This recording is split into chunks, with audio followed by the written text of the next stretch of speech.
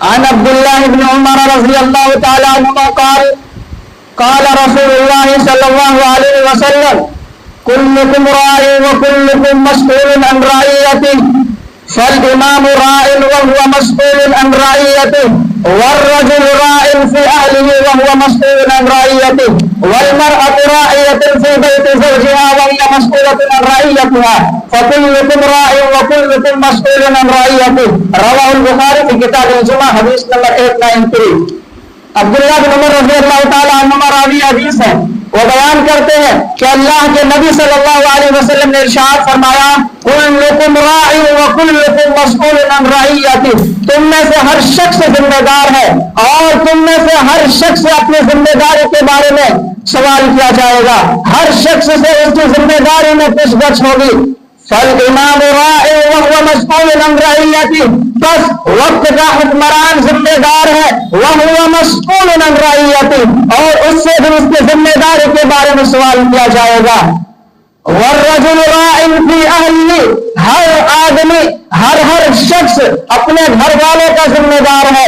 وهو مسئول عن رعیتہ، اور اس سے بھی اس کی ذمہ داری کے بارے میں پوچھا جائے گا، سوال کیا جائے گا.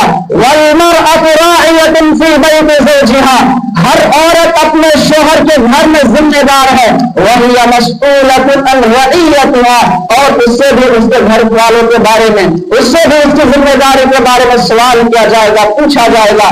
فکلکم راع وکلکم مسئول عن رعیتہ، پس تم میں سے ہر شخص ذمہ دار ہے اور تم میں سے ہر شخص اپنی ذمہ داری کے متعلق جواب دے گا. حدیث کریمہ میں ہر شخص کو اس کے گھر جس میں اس کے بال بچے بیوی شامل ہے اس گھر کا ذمہ دار، نگراں اور محافظ بتلایا گیا ہے.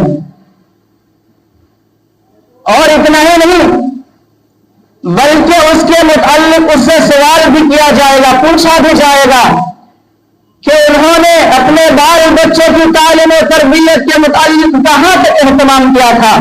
اس سے سوال کیا جائے گا کہ انہوں نے اپنے بال بچوں کو نماز کا حکم دیا تھا یا نہیں، نیکی کا حکم دیا تھا یا نہیں، برائی سے روکا تھا یا نہیں.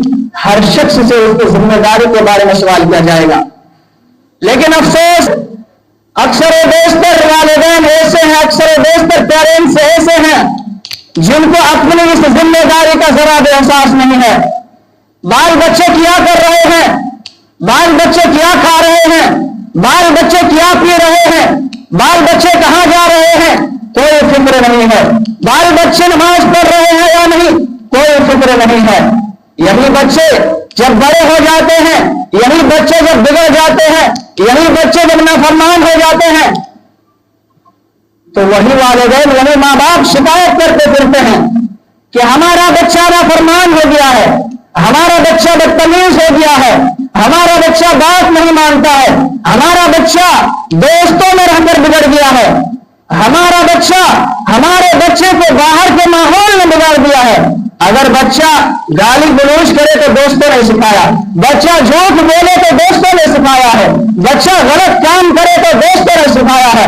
میرے دوستوں، میرے ساتھیوں، یہ سوچ ہی غلط ہے، یہ نظریہ اور یہ تھیوری ہی غلط ہے. اس لیے کہ بچے کے بگڑنے کی وجہ والدین کے اپنے فرائض کی عدم ادائیگی ہے. ماں باپ نے اپنے فریضے کو صحیح سے ادا نہیں کیا، ماں باپ نے اپنی ذمہ داری کو صحیح سے ادا نہیں کیا، جس کی وجہ سے بچے بگڑے ہیں.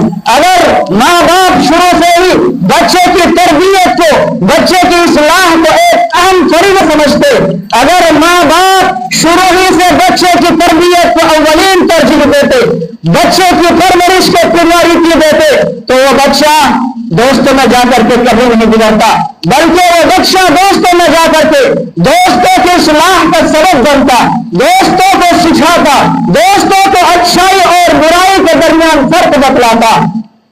میرے دوست اور میرے ساتھیوں، کوئی بھی بچہ جب پیدا ہوتا ہے تو فوراً دوستوں میں جا کر کے وہ بچہ نہیں بیٹھتا ہے. بچہ پیدا ہوتے ہی اس کے دوست اس کے گھر اس کے لیے نہیں آ جاتے. پیدا ہوتے ہی بچہ آوارہ گردی شروع نہیں کرتا ہے.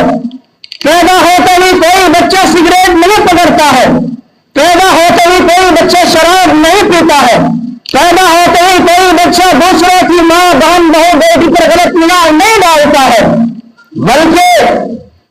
कम अज कम शुरू के 10 साल तक बच्चा मुकम्मल वालिदैन के साथ अटैच होता है।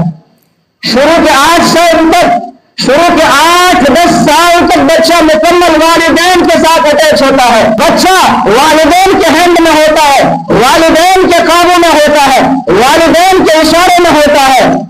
यही वो दौरानियां है, लेकिन यही वो दौरानियां है, यही वो जमाना है, यही वो 8-10 साल का ड्यूरेशन है जहां अक्सर व बेशतर वालिदैन, जहां अक्सर व बेशतर माँ बाप अदम तवज्जो का मुजाहरा करते हैं, अपने बाल बच्चों पर से ध्यान नहीं देते हैं।